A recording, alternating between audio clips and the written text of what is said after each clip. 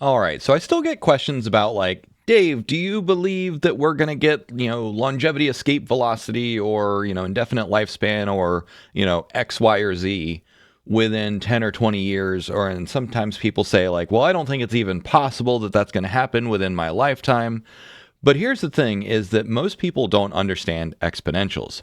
And in order to really understand where we're going and also how people like Ray Kurzweil have made such accurate predictions is trust the data. And boy, do we have the data. So this chart alone basically is what you can base 99% of your future predictions on. And this is how, I have been somewhat accurate.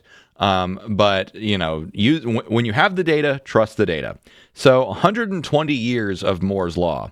So if you're not familiar, Moore's law is basically that the computational power doubles every X amount. And so when you look at the long-term trend from 1900 with mechanical calculators, and then you have the mechanical era, then you have relays, which is electromechanical. Then you have vacuum tubes, transistors, integrated circuits, and now we're in the era of deep learning. Not only has this trend continued, it is slightly accelerating when you take a big step back. So what happens? Then ultimately you get to what Ray Kurzweil calls the singularity, which is around 2044, 2045. The number of calculations that any typical computer can do is more than the collective of all humanity combined. Now, we might get to a point of diminishing returns where this curve reverses and it becomes a sigmoid curve, but we're nowhere near the Landauer limit. So the Landauer limit is the maximum efficiency of computation that is actually physically possible.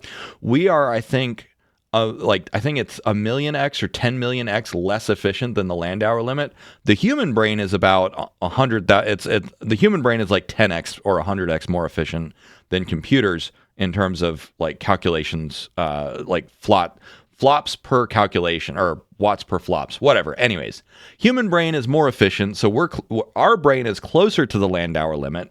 But then computers are still many orders of magnitude above the Landauer's limit. That's the long story short. Don't quote me on the exact numbers. So what happens though? Why do I look at this and say, yes, we will solve aging by 2045? Because basically the mental calculation that I have is whatever you're thinking about in terms of it, and here's the mantra is, if you can simulate it, you can solve it. If it is something that you can hypothetically put in a computer simulation and get the answer, get the useful or correct answer, then it's all over and done by 2045. So what do I mean by that? Biology. You look at AlphaFold and Alpha Proteo. If you can simulate a chemical interaction, or if you can simulate, protein synthesis or simulate a disease, then it's solved by 2045. That includes material science, which means batteries and those sorts of things. Now you might say, okay, well, what about advanced physics? So physics is one of the things that you can't necessarily simulate it, at least fundamental physics or high energy physics, but chemistry which is at a higher ontological layer than physics. So chemistry is an emergent property of physics. So chemistry is a subset of the grand total of what physics can do. And the fact that we can already look at atoms, we can already look at molecules, we can actually look at exactly how atoms bind together. We have all of the rudiments of that system. We can simulate it with enough fidelity that once computational power goes up, you can, even if you just brute force, molecular research, then that's fine. But we also have quantum computing coming down the line, which as of right now, quantum computing hasn't really moved the needle, but we might not even need quantum computing. Deep learning might be enough to help us solve biology.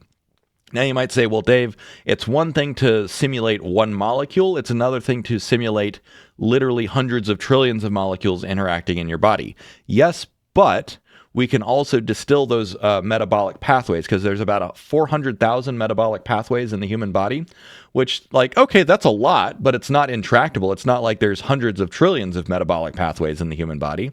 You come up with a good enough model for those 400,000 metabolic pathways, and you map how they influence each other. You map how methylation changes genetic expression. You map all of those together. you can simulate an entire human body. It's not impossible. We just don't have the computer power to do it now. So my whole point here is just that whenever people say, oh, well, that's not going to happen in my lifetime, just take a step back and appreciate that your brain does not intuitively understand exponentials. And like I said, if anything, the exponential looks like it's slowly accelerating.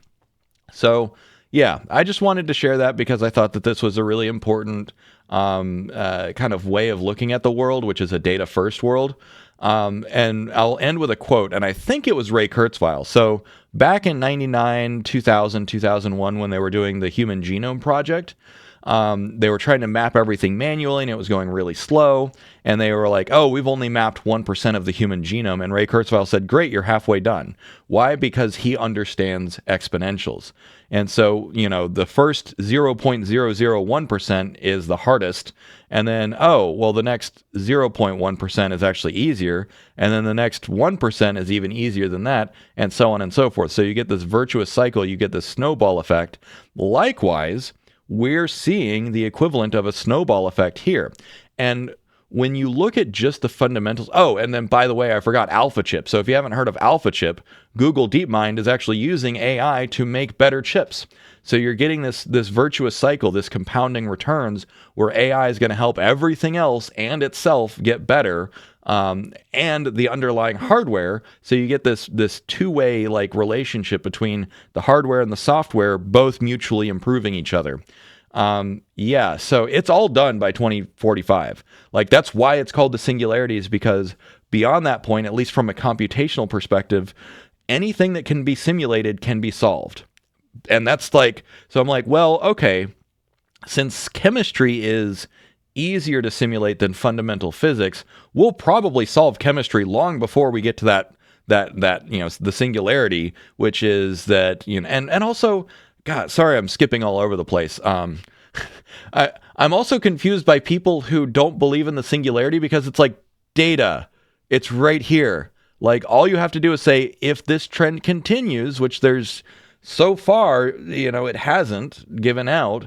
If this trend continues for the next, 2 decades, where it's gone for the last, 12 decades. So if we only get 2 more decades out of this, then it's all over and done. That's all, folks. So anyways, sorry for this scramble brained rant, but it's just guys, come on, data, look at the data. It's right there. 120 years. That's I don't know, what, 4, 5, 6 generations worth of humans. Even your entire life, you have only seen all right, so put it this way. I was born in 1986. So I've only seen a couple decades. I've seen almost 4 decades of this stuff. And nobody that is alive today was there at the beginning. But you talk to your grandparents or your great grandparents, members of the silent generation that were born right over here when everything was still relay based. They've lived through several paradigm shifts of computational power. But unless they were an electrical engineer, which most of them weren't, they didn't really appreciate it. And of course, nobody was an electrical engineer in diapers. So anyways, all right, that's my ramble for the day. Thanks for watching. Cheers.